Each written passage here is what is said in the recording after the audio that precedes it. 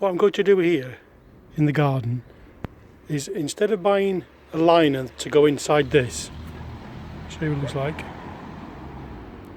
I'm going to make my own.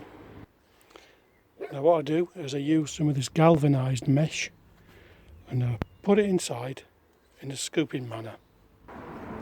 So it ends up looking like this.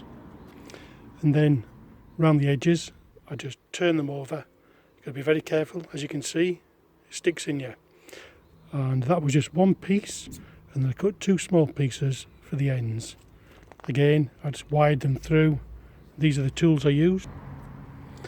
These here to cut the galvanised metal. To pull it through, I use these to bend them round on the edges. And to cut the whole sheet, I use these tin snips. And to finish it off, what I'm going to use is this weed suppressant that you put on the ground to suppress weeds. Same as what I've got under here. And then I put slates on top there, although you can see a few weeds coming through there. So I'll show you that in a minute when I've finished.